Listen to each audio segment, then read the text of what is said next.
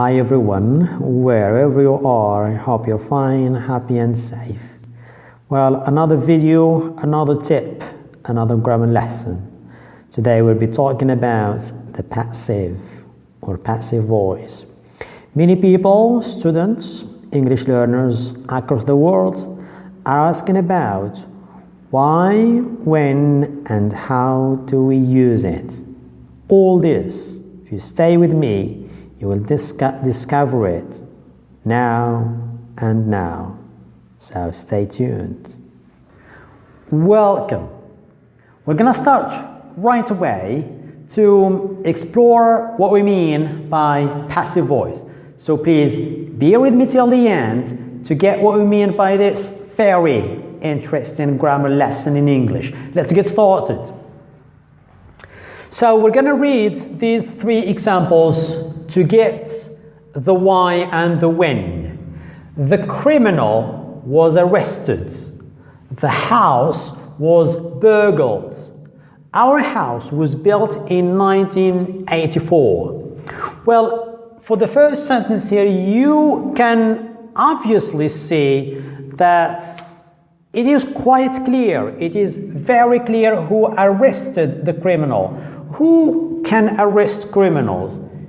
The police, of course. All right? So the criminal was arrested. Here, the doer, the performer, the one who or she did the action is obvious, which means it is very, very clear. We don't need to state it. The second thing, the house was burgled. Well, for this one, we don't know who did it. So the doer and the performer is not known. It is, or he or she is unknown. The third one, our house was built in 1984. Well, the person who built the house is not important here. It is unimportant. So you can see here three basic things. We use the passive voice when the doer is obvious, clear, we don't need to mention it. When it is unknown, when we don't know the person who did that action, and then when the doer, the one who did the action, is not important, so we don't need to mention it. There is, though, one thing that is very, very important. We use the passive voice because we want to focus, we want to emphasize something. All right, so for this one, we want to emphasize the criminal. Here we want to emphasize the action itself, which is the house was burgled. And here we want to focus and emphasize the date and the action of building the house. So these are the two basic things, when and why.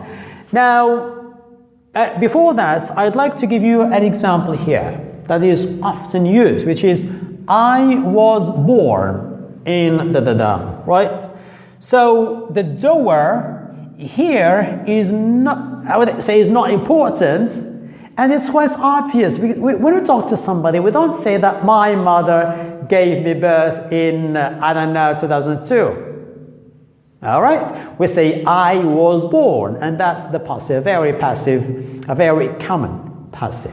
Okay, let's move on now to the question, how do we use it? What do we need to do? Okay, we're going to have two quick examples. The first example, someone opened the door. The second one is, kids eat the cake. Before we get deep into these two examples, I'd like to remind you of something very interesting in the passive voice. If you don't know it, you will find passive voice a hard, difficult task to do. So please do remember, verb to be in different tenses. It's very, very simple. Just bear with me. Simple present. A verb to be, of course, is I am, you are, he is. Okay? Then present continuous, what we do, we take this plus verb to be plus ing. So ing, that's continuous. I am, he is, you are, that's the present. The same thing for simple past. Simple past, we've got two things. Was or were. Past continuous, we take again this, was or were, plus verb to be, plus the gerund, ing. So this is continuous, this is the past. Now present perfect, we have has or have been. Past perfect, had been. Of course, for the modals, all the modals will, can, must, may, might, should, all of them, plus the verb to be, it should be in the base form, verb to be infinitive, okay? Bare infinitive. All right, so having this in mind, now we're going to use that to figure out how to change this from active to passive voice. Someone opened the door.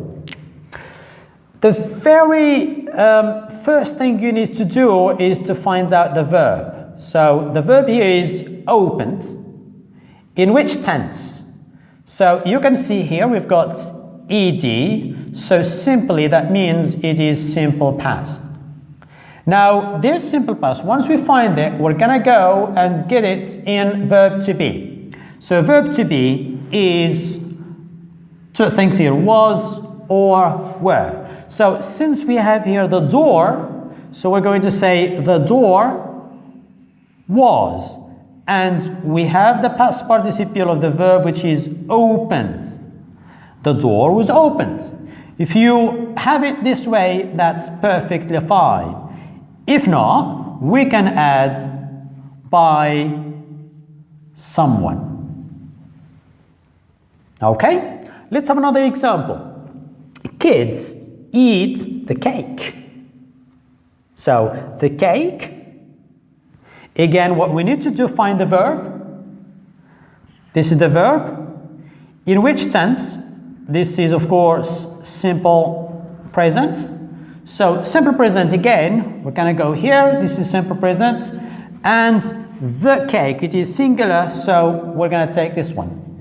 Is. The cake is. Then we have this verb. We bring it here. Yeah, what is the past participle of verb eats? That is, that's right, eaten. Okay? Now, eaten, of course, this is another thing to remember. That's part of irregular verb list. All right? Which is, we have eat, ate, simple past, eaten, the past participle.